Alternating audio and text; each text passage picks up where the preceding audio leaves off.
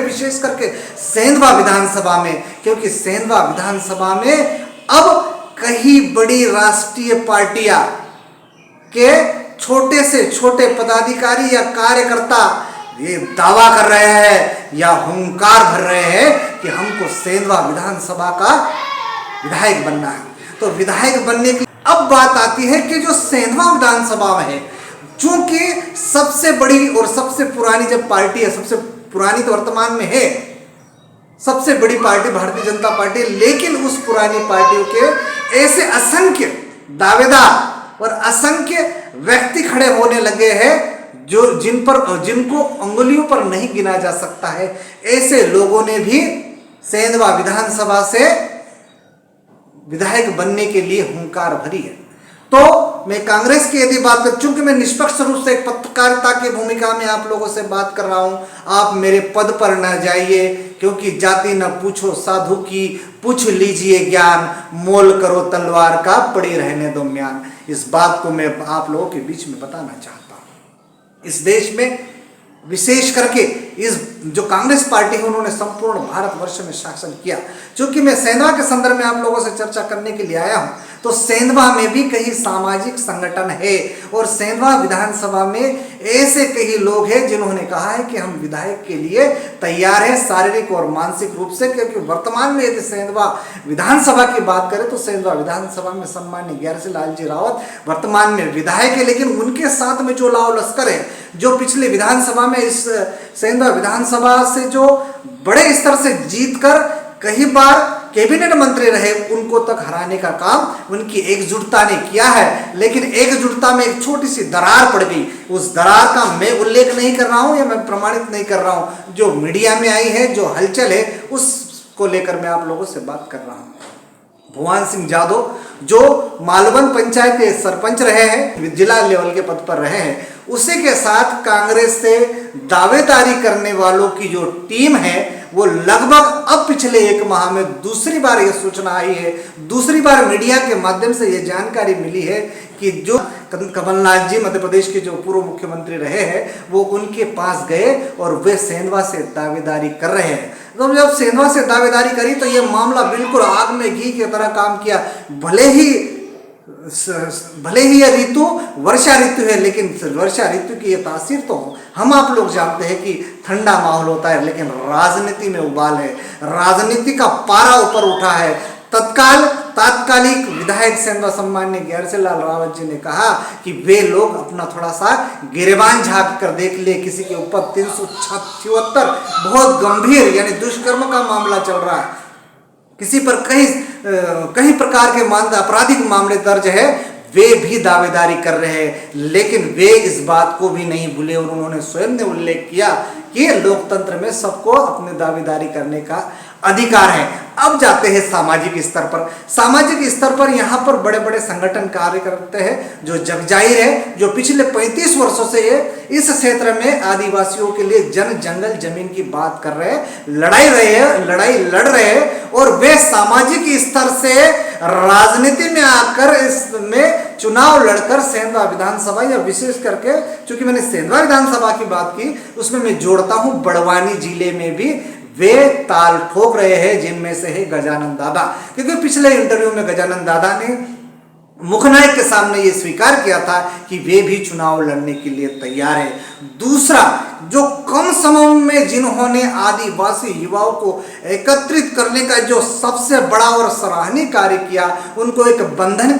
में बांध लिया और एक धागा बना लिया। लेकिन एक धागा, यदि वो धागा टूट जाता है तो उसमें गांठ पड़ जाती है। तो रहीम की उस पंक्ति को मैं आप लोगों को स्मरण करा देना चाहता हूं कि रहीमन धागो प्रेम को मत तोड़ो चटकाए, टूटे से फिर ना जुड़े से गांठ पड़ जाए। तो ये जो धागा उन लोगों ने तैयार किया था, लेकिन अब से 2 दिन पूर्व आदिवासी बचाओ यात्रा के नाम से जो यात्रा पूरे प्रदेश में सीधी से लेकर बड़वानी जिले से सभी आदिवासी क्षेत्रों में घूम रही है, उसमें एक चीज उभर कर आई कि जो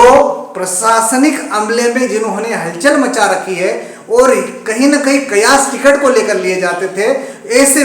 प्रशासनिक अधिकारी, चूंकि मैं उनका नाम नहीं लेना चाहता हूं, लेकिन जब उन्होंने सेंधवा क्षेत्र के झोपाली फाटे पर जब उस यात्रा में गए तो उस यात्रा में जयस जो आदिवासी युवा शक्ति संगठन है वो जयस कहीं ना कहीं नदारत रहा, जिससे कहीं सवाल उठे। उसी प्रकार एक दो आता है, इसलिए मैं वर्तमान में पत्रकारिता की नज़र से आप लोगों से बात करने आ रहा हूँ। तो विशेष करके सेंधवा विधानसभा में बात करता हूँ, जयस एक हुंकार भर रही है। उसी प्रकार छात्र संगठन अब किसके साथ है किसके साथ नहीं है ये उनको निर्धारित करना है। जो आदिवासी बचाओ यात्रा है उसमें कहीं ना कहीं इनके नेताओं की कमी है। वही कांग्रेस कह रही है कि हाँ जयस का जो डीएनए है वो कांग्रेस में है, लेकिन कांग्रेस के जो बड़े एक नेता है प्रदेश लेवल के भूरिया जी, उन्होंने स्टेटमेंट दिया कि हम उसका जो डीएनए है वो कांग्रेस में है और आदिवासी का या जयस के कार्यकर्ता का उसमें डीएनए हो वो जरूरी नहीं है। चूंकि प्रमाणित बात करता हूँ, वैज्ञानिकता के दृष्टिकोण से बात करता हूँ, चूंकि ये राजनीतिक शब्दों में जोड़ दिया गया डीएनए, कोई किसी का डीएनए नहीं होता है, व्यक्ति अपने माता और पिता का डीएनए होता है। बहरहाल कांग्रेस,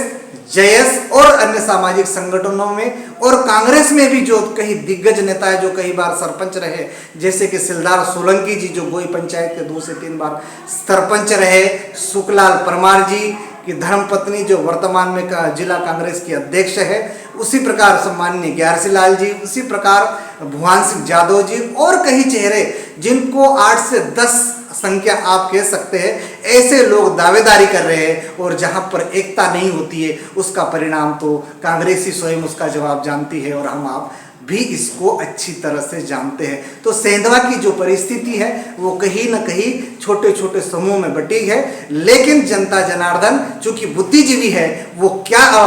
उसमें क्या उस दिन जिस दिन चुनाव होगा उसका क्या जवाब देती है ये तो समय ही बताएगा। तो इन बातों को लेकर मैं आप लोगों के बीच में आया था। दूसरी बार मुझे हर बार मेरे YouTube चैनल पर कहा जाता है कि भाविस्कर जी आप भारतीय जनता पार्टी के संदर्भ में,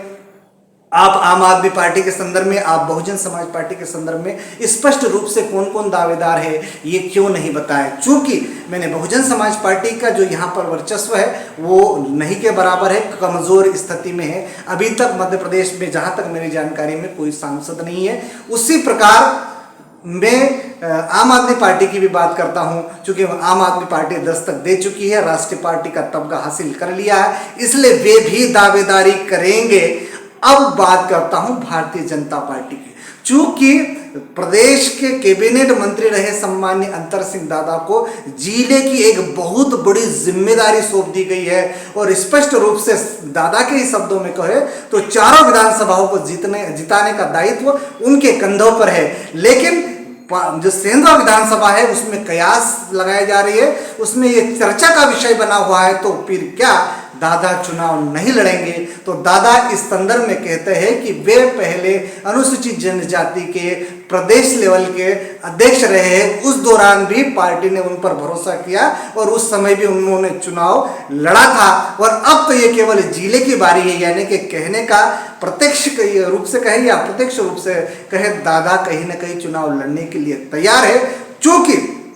दूसरे और नाम उभर के आ सकते हैं और पहले ही मैंने स्पष्ट कर दिया है कि लोकतंत्र में सभी को चुनाव लड़ने का अधिकार है, इसलिए रेलास सेनानी जी का भी नाम सामने आ रहा है। लेकिन भारतीय जनता पार्टी के नियम है, भारतीय जनता पार्टी का संगठन है, वो संगठन किससे जिम्मेदारी सौंपता है, क्योंकि जो सेंधवा विधानसभा का की जो स्थिति है वो भारतीय जनता पार्टी या कांग्रेस दोनों में से किसी के एक पक्ष में जाते हैं। क्योंकि कांग्रेस का बिखराव दृष्टिगत हो रहा है, कांग्रेसों में कई चुनाव में कांग्रेसों के जो कई ऐसे व्यक्ति हैं जो चुनाव में ताल ठोकना चाहते हैं। अब समय बताएगा, आपको तय करना है कि किसको इस पार्टी में आगे बढ़ना है, किसको हुक्मरान बनना है और कौन बाबा साहब के सपनों को साकार करना चाहता है।